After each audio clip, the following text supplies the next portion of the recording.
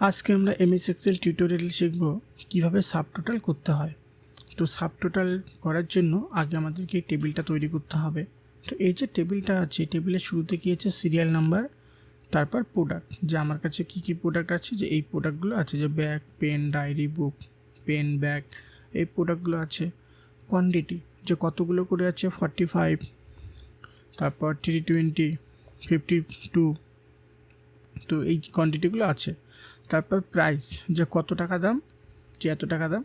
তো টোটাল অ্যামাউন্টটা ক্যালকুলেশন করে বের করতে হবে। তো সাবটোটালটা করার জন্য আগে আমাদেরকে শর্ট টেবিলটা করতে হবে।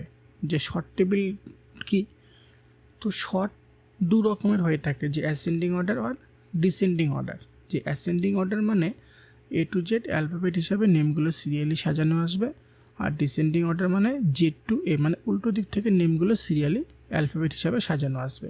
তো এখানে শর্ট টেবিলটা কেন করব, কারণটা হচ্ছে এই যে টেবিলটা তৈরি করা আছে, আমার কাছে প্রোডাক্টগুলো কী কী আছে, যে ব্যাগ, পেন, ডায়েরি, বুক, পেন, ব্যাগ, বুক, ডায়েরি, ডায়েরি, ব্যাগ।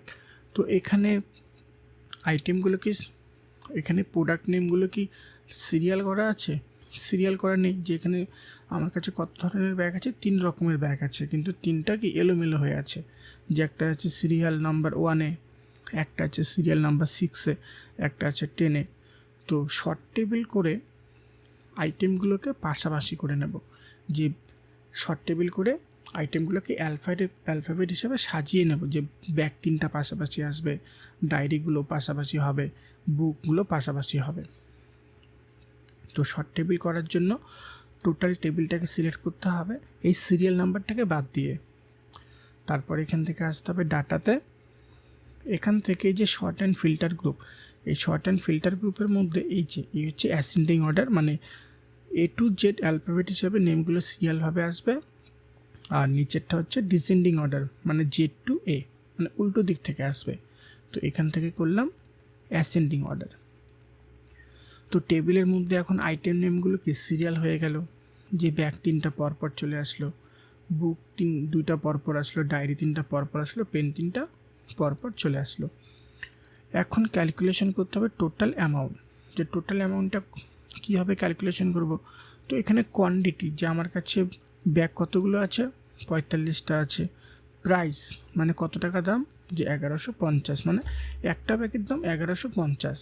এখন যদি একটা ব্যাগের দাম 1150 টাকা হয়, তাহলে 45টা ব্যাগের দাম কত, আমাকে এটাই টোটাল অ্যামাউন্টের মধ্যে ক্যালকুলেশন করতে হবে। তো টোটাল ক্যালকুলেশন করার জন্য এখানে ইনটু করতে হবে। তো আগে এখানে ইজিক্যাল টু দিতে হবে, কারণ এক্সেলের যে কোনো ক্যালকুলেশন করার জন্যই আগে ইজিক্যাল টু দিয়ে নিতে হয়। তারপর কোয়ান্টিটি সিলেক্ট করতে হবে, তারপর স্টার, তারপর প্রাইস, তারপর এন্টার। তো এখানে চলে আসলো যে যদি একটা ব্যাগের দাম 1150 টাকা হয়, তাহলে 45টা ব্যাগের দাম কত হবে, এত হবে। এখন বাকিগুলো বের করতে হবে। তো এক্সেলের মধ্যে একটা সেলে ক্যালকুলেশন করার পর আমরা বাকিগুলোকে এইভাবে বের করে নিতে পারি, এইভাবে বের করে নিতে হবে। এখন ক্যালকুলেশন করতে হবে সাবটোটাল।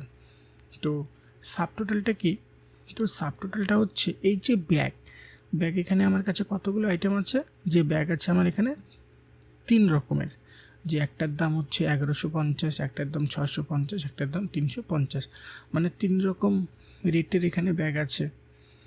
তারপর বুক কত রকমের আছে, 2 রকম রেটের বুক আছে। ডায়েরি 3 রকম রেটের ডায়েরি আছে। পেন 2 রকম রেটের পেন আছে।